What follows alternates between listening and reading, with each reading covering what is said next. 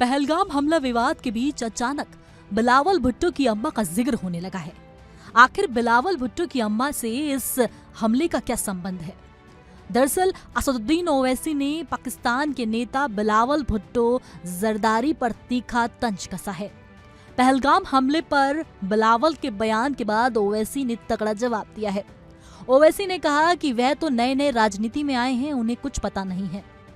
वह तो अभी अभी राजनीति में आए ही हैं। उन्हें सोचना पड़ेगा कि उनकी अम्मा को किसने मारा। पाकिस्तान के राजनेता बिलावल भुट्टो जरदारी की खून बहेगा वाली टिप्पणी, जहां एक रैली में बिलावल भुट्टो ने कहा था कि सिंधु हमारी है और हमारी ही रहेगी, या तो हमारा पानी इसमें बहेगा या उनका खून।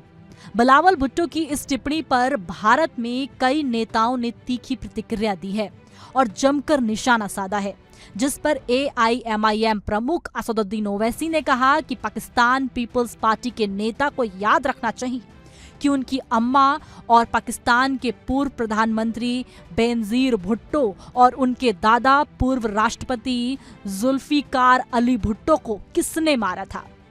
उनकी वालिदा तो आतंकवाद में ही मारी गई थी। सोचने की बात है कि जिसकी मां को वहीं के आतंकवादियों ने मार दिया, वह कुछ समझ ही नहीं रहा। यदि उनकी मां को कोई मार देता है तो वह आतंकवाद है, लेकिन हमारी मां और बहनों पर अटैक होता है तो वह आतंकवाद नहीं है। ये क्या बात हुई? बिलावल भुट्टो फिलहाल सांसद हैं और पाकिस्तान पीपल्स पार्टी के चेयरमैन हैं। पहलगाम हमले को लेकर असदुद्दीन ओवैसी ने पाकिस्तान पर तीखा हमला बोला है।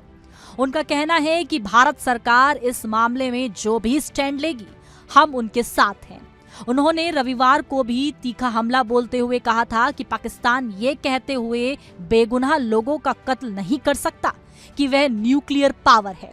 उन्होंने कहा कि पाकिस्तान हमेशा ये कहता है कि परमाणु शक्ति वाला मुल्क है। उन्हें याद रखना चाहिए कि यदि वे किसी देश में घुसते हैं और वहां बेगुनाह लोगों का कत्ल करते हैं तो फिर वहां देश शांत तो नहीं बैठेगा। ओवैसी ने कहा कि आखिर आप कैसे दीन की बात करते हैं जब लोगों का धर्म पूछकर आप कत्ल कर देते हैं। आपने तो इस्लामिक स्टेट आतंकी संगठन जैसा काम किया है। यही नहीं, ओवैसी ने पाकिस्तान के डिफेंस बजट को लेकर भी तंज कसा था। उन्होंने कहा कि आपके देश का तो कुल बजट भी हमारे रक्षा बजट से कम है। आप हमारे देश से आधे घंटे पीछे हैं, बल्कि आधी सदी पीछे चल रहे हैं। बता दें कि टाइम जोन के हिसाब से पाकिस्तान भारत के मुकाबले आधा घंटा पीछे है। इसी को अपनी बात में शामिल करते हुए ओवैसी ने कहा कि पाकिस्तान तो हमारे से आधी सदी पीछे है। उन्होंने कहा कि पाकिस्तान लंबे समय से हमारे खिलाफ आतंकियों को ट्रेनिंग दे रहा है। आतंकी संगठन लश्कर-ए-तैयबा पाकिस्तान की सरकार की ही पैदाइश है। ऐसे में पाकिस्तान पर लगातार वार करते हुए ओवैसी नजर आ रहे हैं और पाकिस्तान को उसी की भाषा में जवाब दे रहे हैं। ऐसे में इस पूरे बयान पर आपकी क्या राय है? ओवैसी लगातार पाकिस्तान पर हमलावर हैं और वो उन्हें आईना दिखाने की लगातार कोशिश कर रहे हैं कि असल में पाकिस्तान जिसको पनाह देता है या जो पाकिस्तान की पैदाइश है आतंक, वो कैसे उसके देश में ही आतंक मचाता आया है और देशों पर तो आतंक बरपाता ही है। ऐसे में इस पूरे पर आपकी क्या राय है? कमेंट बॉक्स में अपनी राय जरूर पेश करें।